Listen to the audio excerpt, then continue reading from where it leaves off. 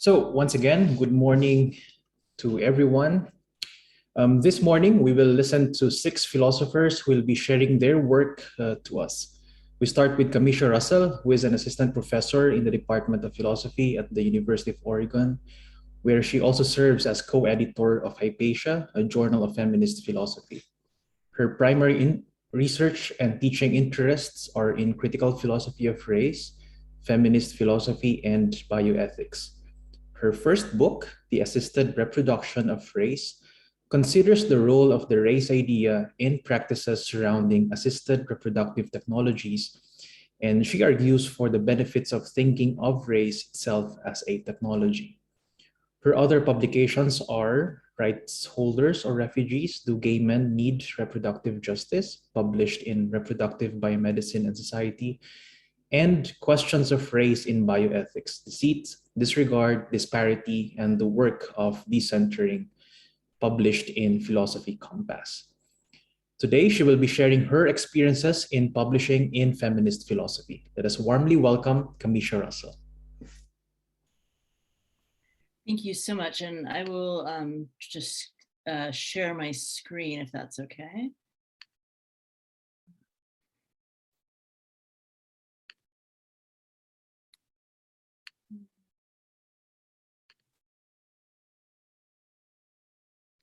Okay, hopefully that is visible for everybody. All right, so yeah, I'm here today to not to talk about my actual work, but to talk about what I do as service, my extra work that I do as a co-editor for Hypatia, a journal of feminist philosophy. So I thought it would be helpful, hopefully, to just kind of demystify the process a little bit and just talk about how things work at Hypatia, what we do, what helps us, what helps your publication get through, that kind of stuff. And then, leave a lot of time for questions as well. So I will get started with that. Okay, so the first part then is when the first set of steps, I guess, is the submission and review process. So it starts when you submit your manuscript online through ScholarOne, which is our online submission portal. And the first thing that happens with your manuscript is that one of our managing editors, goes over your manuscript to make sure it's anonymous for anonymous peer review, so there's no identifying information, and that it's within the right sort of word limits and other things. So basically, is it ready now to kind of go out to review? Then one of the managing editors will assign the manuscript to one of the co-editors based on subject area. So that's where this is where I will receive a manuscript if it's closest to my subject areas. So then I, as the co-editor, or one of the other co-editors, will review the manuscript for its suitability for Hypatia. So what that looks like is sort of answering about 4 questions here.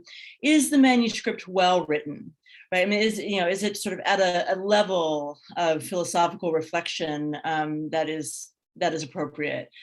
So we do try to avoid rejecting manuscripts based on a lack of English fluency. This can be tricky. There are some cases where it's very clear that fluency is the issue and we can worry about that in copy editing. There are other cases where it's less clear exactly what's making the manuscript hard to read. But we do try our best to avoid sort of linguistic bias in this, while also making sure that the manuscript is suited to Hypatia and the level of scholarship that occurs at Hypatia. The next question is, does the manuscript demonstrate textual and or citational engagement with feminist scholars? So we get a surprising number of pieces actually that don't really engage a lot with feminist scholars. So the person has labeled this as a feminist paper, but the bibliography and the citational evidence does not actually support the idea that it belongs in a feminist philosophy journal. Then the next question, or a simultaneous question perhaps, is the topic within the scope of Hypatia's areas of inquiry? So, and this can be a fine line, so sometimes we'll have a paper that seems to focus primarily on maybe questions about race or or racism. And if it's not also intersectionally looking at questions of sort of how gender intersects with race, then it might be an excellent paper, and I see many, but I might sort of send a note to the author and say, hey, this is a really interesting paper, but I don't think it's a good fit for Hypatia. And if I know of them, I will suggest other possible venues for its publication. So then, and we do have a wide scope of interest, but it does have to be feminist, and it does have to have a sort of theoretical engagement. So it doesn't have to be specifically in philosophy all the time, but it does have to sort of contain some of that conceptual and theoretical work that is typical of philosophy, even if it's coming from a different discipline. And then finally, if the manuscript takes up issues related to a minoritized group, so if that's what is being talked about in the paper, then we want to ask, does it engage with existing literature by members of that minoritized group? Right, so is the author in discussion with the group of people that they are sort of talking about, or are they just writing about a group of people with whom they have not actually engaged intellectually? All right, so that's kind of what we think about as co-editors when we're first looking at the manuscript after it's been sent to us by the managing editors. So if we go back to our list, now we're at number 5. So then the co-editor seeks 2 qualified reviewers. So that's where we start. It's sometimes the case that a manuscript will go to a 3rd reviewer, but we start with 2, and that's all we need in theory to publish a piece, is 2 positive reviews. And I'll talk a little bit more about that in a moment. So there are ways that you as a author can help us find reviewers for your piece. So there is a place in the system when you're submitting a manuscript to offer suggested reviewers. I would recommend, if you can, to suggest around 3 reviewers. You don't want to suggest too many, just because if you cover everybody who is in the field in your suggestions, some editors, and this depends, prefer to maybe select one reviewer that the author has suggested and one reviewer that they haven't suggested. So if you were to list all the reviewers that were qualified to do your piece, then that would make it harder for the editor to find ones you haven't suggested, if that's sort of a concern that they have. But often people don't agree to review for us because many people are very overtaxed right now, and generally speaking. So it's good to have more than 1 or 2. So like I said, 3 is, I think, a good number. I would recommend avoiding scholars that are already in your bibliography, because this is a place that we go as editors to look for qualified scholars, right? So if you're referencing or building on someone's work or engaging with someone's work, that makes them a natural person to evaluate your work. So again, leaving room for us to find somebody who you didn't suggest as one of the reviewers, and then also helping us find a second reviewer by following your suggestions. Also, I would say to avoid really big name scholars on the topic. So if somebody has written a sort of seminal book in a particular area, and maybe it's a fairly popular area, like epistemic injustice is a very popular area right now. So in that field, Miranda Fricker is a huge name, right? But somebody who has made a really influential impact on something gets a lot of requests to review, and so they're very unlikely to accept our request for their review. So instead of going for sort of the big name scholars around the area, try to think about lesser known scholars that are currently working in the area. Right, so not your best friends, but your peers, people that you might see around at conferences, and that they're working in the same kind of area that you are, but they're not the very most advanced and well-known scholar in the field, but they are somebody who has a lot of experience and would be capable of evaluating your work well. So that's how you can kind of help us. So then we're to return to number 6 now. Hopefully, approximately 3 months after your submission, 2 reviews are returned. So it does take time. You can take about 2 weeks or so to get the manuscript from being submitted out of the managing editor's inbox and over to a co-editor, right? Because they have a lot to do. So when they get that to us, then it's, a question of, okay, well, we will try to invite 2 people, as soon as we have a chance, right? And that may be soon, but we have to then wait for those people to accept or reject, and they have 2 weeks to do that. So when someone rejects us, they often don't tell us anything. And so it auto rejects in about 2 weeks, right? So it's often 2 weeks between when we have tried one person and when we start trying a new person. So depending on how hard it is for us to find a reviewer and how many people reject us before we get 2 acceptances to review, it can take a fair amount of time. The reviewers then have 4 to 6 weeks.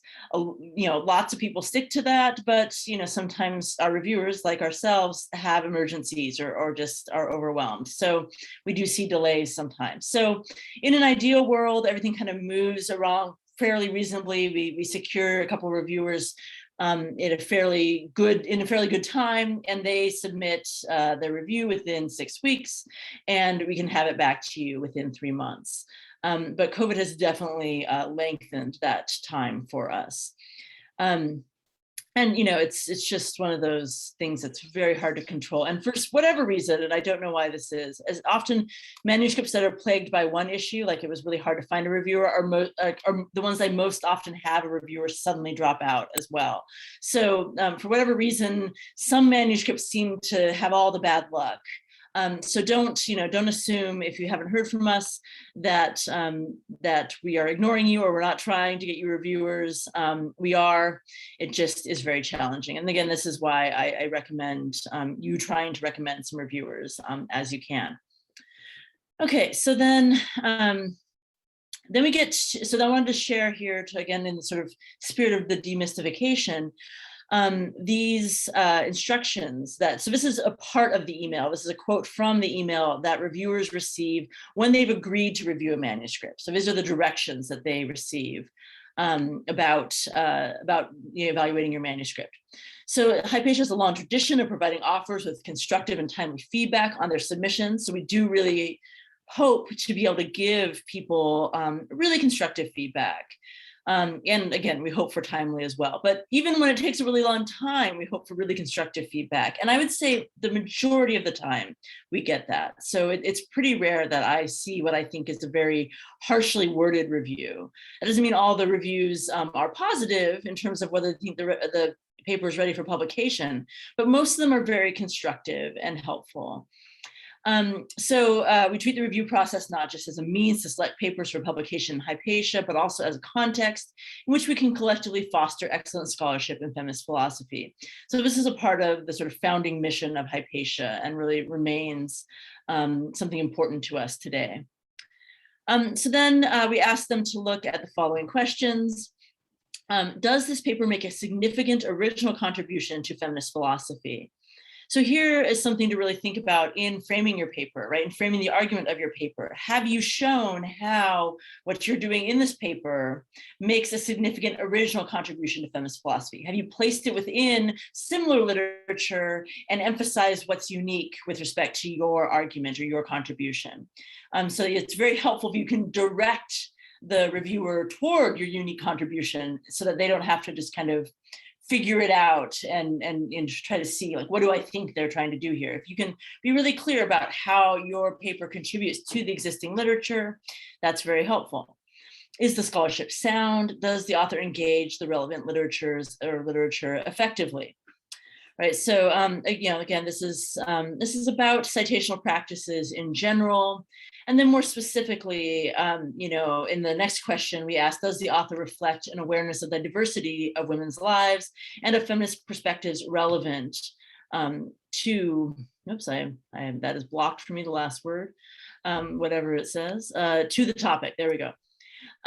So we do want to see, if anyone wants to talk to me about the 2017 scandal, we can. I haven't highlighted in this presentation, but one of the things that happened, as a result of this 2017 scandal, is that we're really concerned now with at all parts of the process, including editorial review and peer review, really emphasizing that people need to look to diverse sources and really consider diverse perspectives and scholarly contributions to any topic. And then, lastly, is the paper well-written, accessible, and clear? So, just like what we're looking at the beginning, now we're asking somebody who has more expertise in the topic to say, is this a clearly written and accessible paper? Because they're in a better position to know more specifically. Okay, so that's what the reviewers are instructed to do when they receive your paper. Okay, so then we go to the sort of part of manuscript decisions, right? So each referee is asked to recommend one of the following possible decisions on your manuscript. So the first is, the first two are what we consider the positive reviews, right? To accept straight off the bat. This almost never happens, very, very rare. It's very rare that I get one single acceptance right off the bat, and extremely rare that I get two reviewers who say completely accept, no changes, ready to go. The next one is also positive. It's minor revisions, right? So this indicates that the paper is almost there. There are just a few things to be attended to either clarify the argument or maybe a reference that's missing that kind of would add something. So the reviewer thinks that your paper is very good and has a lot to offer, and they just want to suggest that you incorporate these few things or fix these few things in order to have it published. So that's considered also a positive review.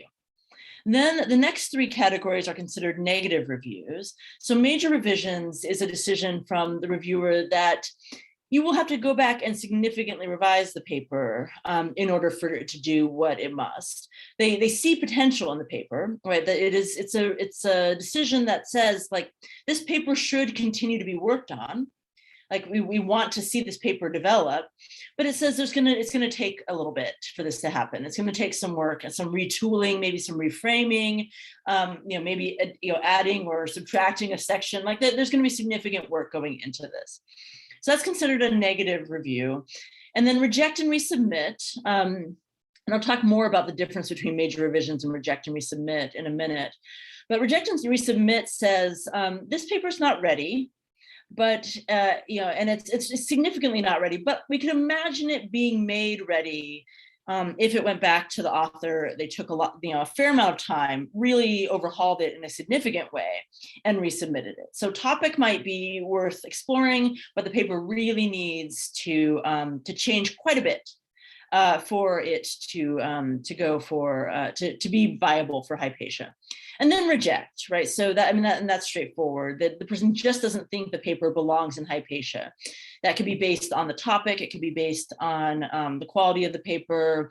It could be based, ultimately on a sort of lack of clarity, just a complete sort of confusion about what the point is.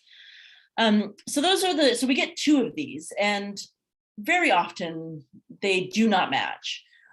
So I can't tell you how many times I'm like, oh, I'm going to look at these reviews and make a decision on this manuscript, and I see like minor revisions and reject, and I'm like, okay, well. So then we have to kind of read through the things, and sometimes it's the case that someone has been overly generous or overly harsh in their decision. So sometimes we can see in their actual comments that perhaps they said reject, but really it merits reject and resubmit. Or perhaps they said minor revisions, but actually that was too generous and they're actually asking for quite a bit of change. So it can be the case that, that people, the difference is accounted for in people's sort of generosity or strictness. But sometimes people just have really different opinions on manuscripts. So what we need in order to publish a paper in Hypatia is these two positive reviews. So from this place of receiving these two recommendations, it's then our task to decide, what would need to happen, if anything, for the paper to get two positive reviews.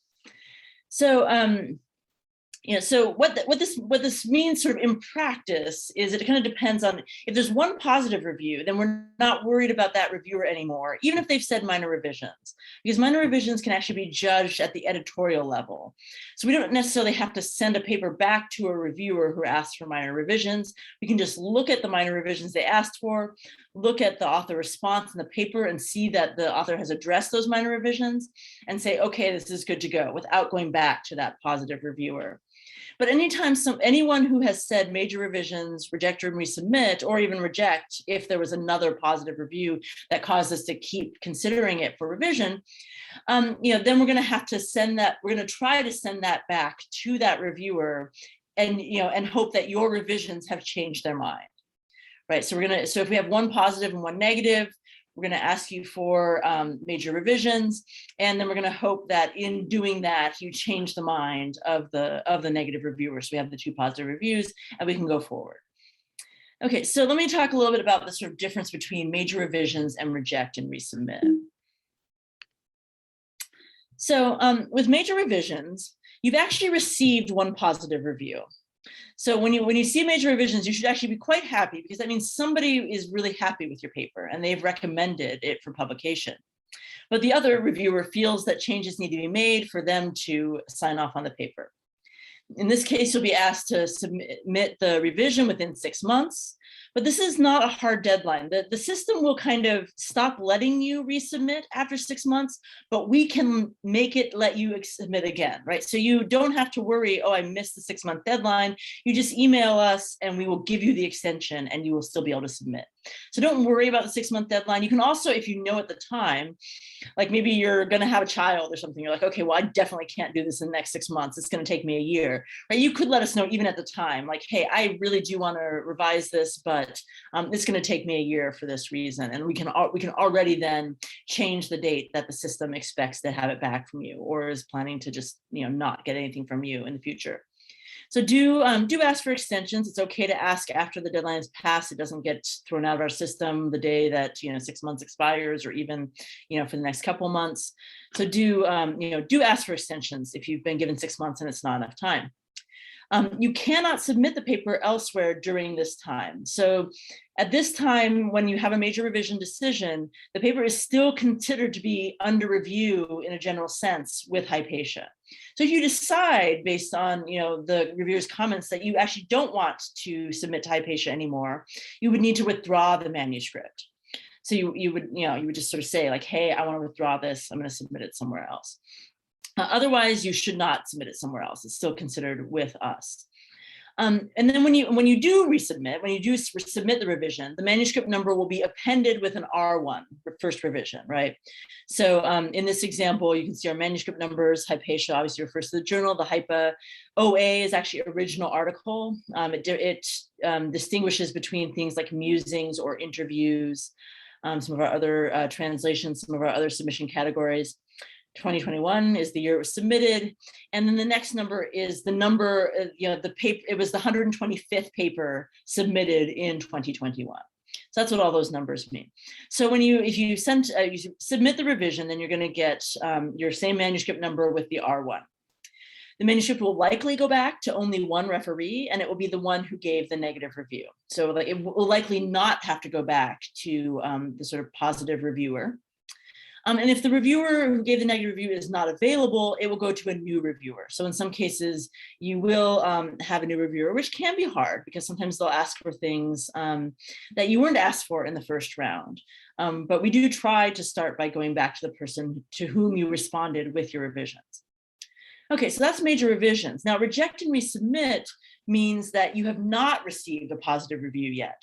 So both reviews were negative, but they were not, full reject reviews. There was enough potential, either as a major revision recommendation or as a reject and resubmit recommendation, that the reviewers do think we should consider the manuscript again after some revisions. So at this point now, we're going to be looking for 2 positive reviews when we send it back out. So you'll be asked to resubmit within 12 months for this in this case. And again, extensions are fine, but you are actually free to submit elsewhere. So officially in the system, the paper counts as rejected, but also is permitted to be resubmitted. So when a paper is fully rejected, you're not allowed to resubmit it. But in a reject and resubmit, it's still in the system. It says, yes, you can sort of submit an updated version of this, but it's not sort of expected necessarily. So you can, without withdrawing the manuscript, without contacting us again ever, if you don't want to, if you're unhappy about the result, you can just go ahead and submit somewhere else, and it's fine. And you could, if you can find a journal that's faster than we often manage to be, you might be able to submit somewhere else, find out if they've accepted it or not, and still come back in time to put in a revision, a resubmitted version with us. We won't know what you're doing, but you're free at that time to submit elsewhere. If you do decide to resubmit with us, a new manuscript number will be assigned, so it'll actually be different than your old one, but it will be linked to the previous one in our system. So we will be able to refer back to the previous reviews you had and everything. So we'll know that it's a new version of the manuscript, but it will have a new number. And that manuscript will go back, ideally, to both original referees, if they're available. So, so we will try actually to send it back to the people who recommended the revisions that you made. But if not, it could go to one or two completely new reviewers. Okay, so let's go on. So some caveats about publishing in Hypatia. It takes time, especially right now. It also takes, extra time is needed often for finding reviewers for subject areas that aren't big in North America, right? So, we definitely aspire to be an international journal, but the absolute reality is that, our sort of pool of authors and reviewers skews heavily towards North America, somewhat the UK. And so, to some extent also Australia, but I mean, it's really, the English-speaking philosophical world is the majority of our database.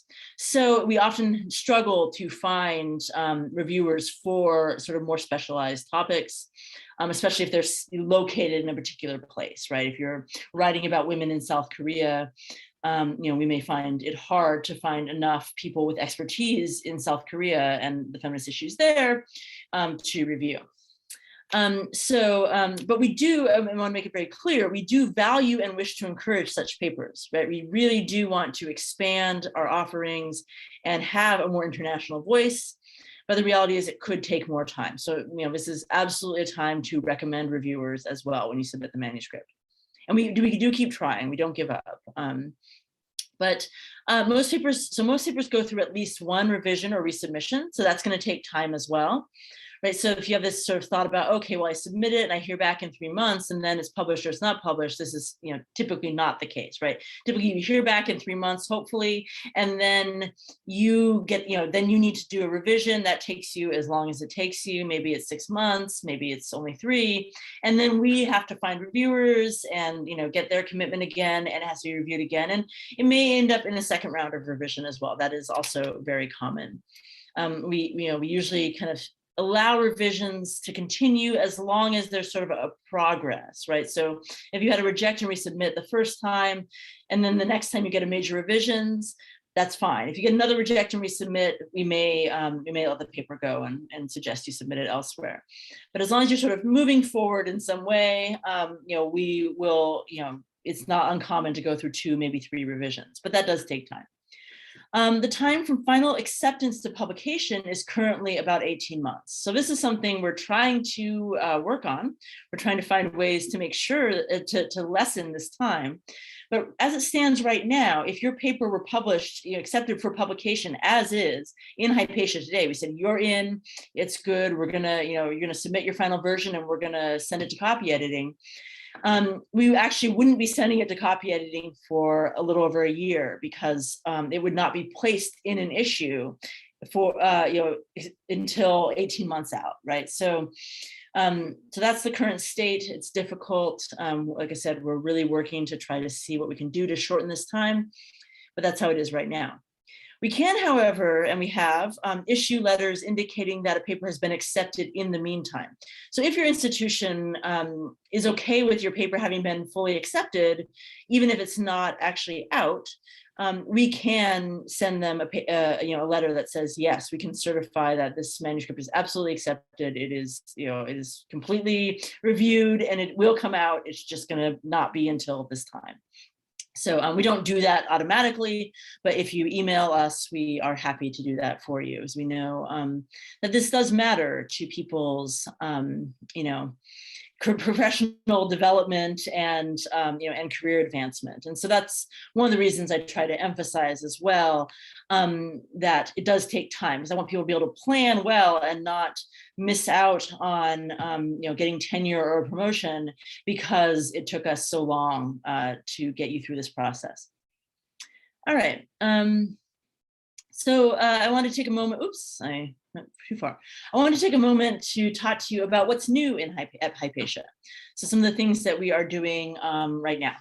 So we've just recently launched, actually, it's possible that we are still about to launch this. We have to do things so far in advance. Sometimes I'm not entirely sure which issue has actually come out. I think it actually might be launching at the beginning of next year, the first issue of next year.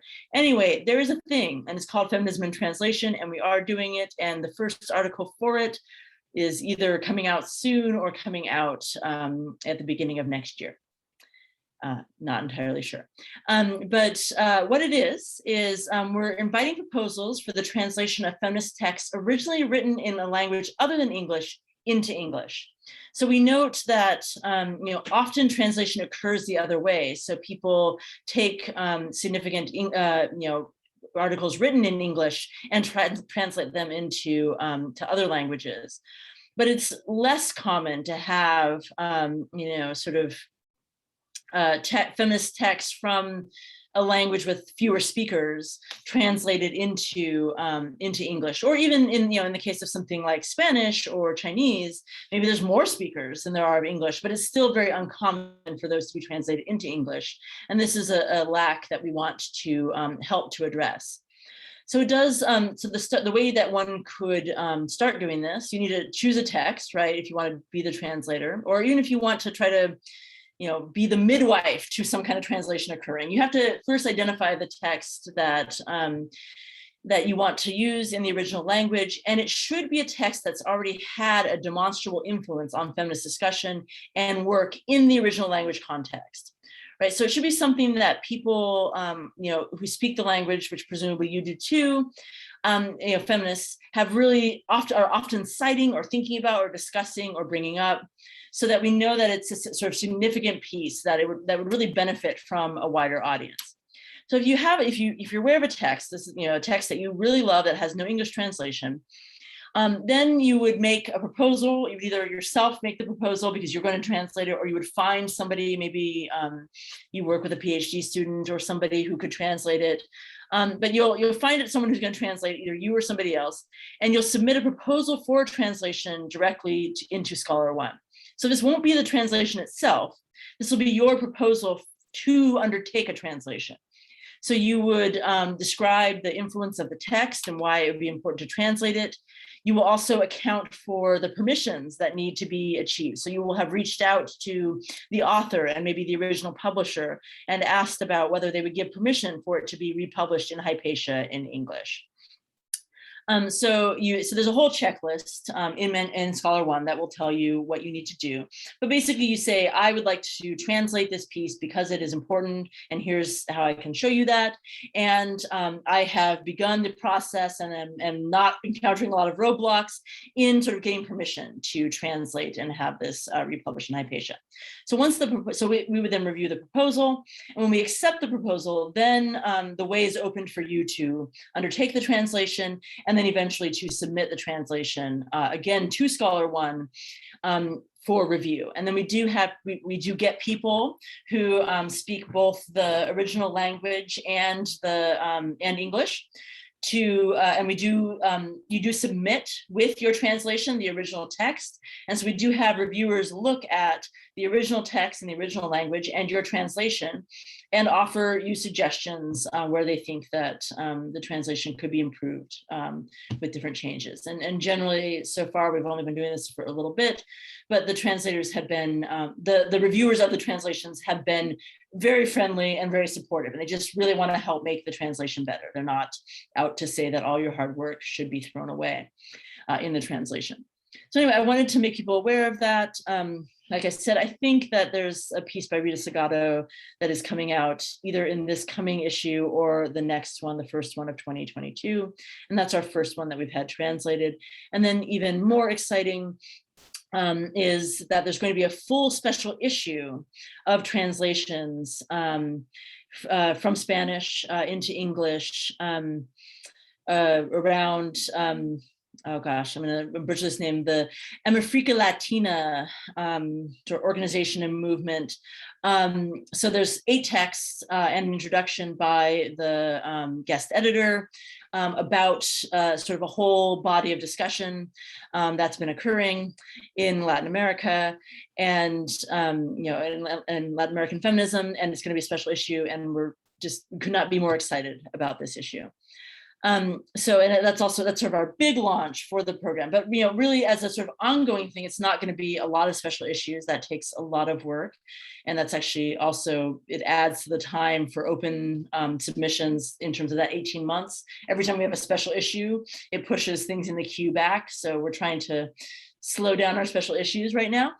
But we really are looking for a lot of individual translations. We're really encouraging people, and we're really reaching out, hoping that people will tell us what are the influential texts in one of the languages you speak that's not English, and can you get the permission for us to publish a translation? So I'll be happy in a few minutes to answer questions about that. Another thing we are doing is interviews. Hypatia has done interviews in the past, but for a while, I'm not sure about how long, maybe about 12, 13 years, it's not been accepting interviews, but we've decided to accept them again, in part because we note that for many canonical and sort of well-respected male philosophers, series of interviews with them become a really huge part of their corpus of work. And so we think that as sort of the biggest feminist philosophy journal, we should be helping that be the case for feminist philosophers as well. So, so we want to have interviews reflecting on their work, maybe a certain period of time after they've written some influential works. We want to be able to add that to their body of work and to the work that scholars can refer to. The other reason we want to do it, this is another appeal I will make, is we really want to highlight lesser known feminist scholars, again, in the English speaking world. So we would love to have interviews that may themselves be translations with scholars who have been really influential outside the English speaking feminist community, and to bring that work and that attention to those scholars. And that would include activists too, right? So we're really interested, as we strive to be a more international journal, in really bringing to the English-speaking audience that we have many of these theorists and their work, so that people can start to engage with that and can start to understand the conversations that have been occurring in other locations. And then finally, also on the sort of same mission, we've implemented an international advisory board. It's not an official governance board in our structure. We have a board of associate editors. They're part of our official structure. We have the co-editors, and then we have a nonprofit board, which is sort of the business end of things as well. But so we have those 3 governing bodies. The International Advisory Board is an additional thing. We started it right before COVID, so not much has happened with it. But it's still there, and we still are hoping to use it, and to so we have things that we are asking the advisory board to help us with. For example, the Feminism and Translation project. So we're hoping that they will also help us to identify texts and translators. But we also invite the International Advisory Board to bring to us, problems or ideas that they want of what they want to see Hypatia do. And we're very interested as well in how they can help us reduce barriers to people outside the English-speaking world to submitting to Hypatia. So that is something that if you're interested in, you are definitely welcome to inquire with us. I don't know that we'll be turning over any members very soon because of how delayed everything has been. But at some point, there will be new members added to the International Advisory Board. So if that's something that people are interested in, they should definitely reach out to let us know. Anyway, I will stop there, and I'm very happy to answer any questions. And I guess I can keep the PowerPoint up if anyone wants me to go back to a previous slide, but I can also take it down and so you can see my face in a bigger screen if that's what you desire. You can just leave it there, Camisha, so that we can, right. Thank you so much. You're right on time. It's 8:46, and so we have about 44 minutes to accommodate questions, and hopefully you can answer it. So thank you so much for your very informative presentation. As an editor myself, your presentation has given so many insights on the best practices about journal publication that we in the Philippines might also adopt locally. I would also like to mention, and I'd like to recognize the generous support of Hypatia Diversity Project Grant for being one of the sponsors of this conference. Thank you, Camisha. You're very welcome. We only wish we could be more generous. We wish we had a lot more money to hand out for these. Yeah. And I also like to acknowledge some of the participants today who are also serving as editors or co-editors of some local journals in the Philippines. I'd like to invite you to raise your questions. So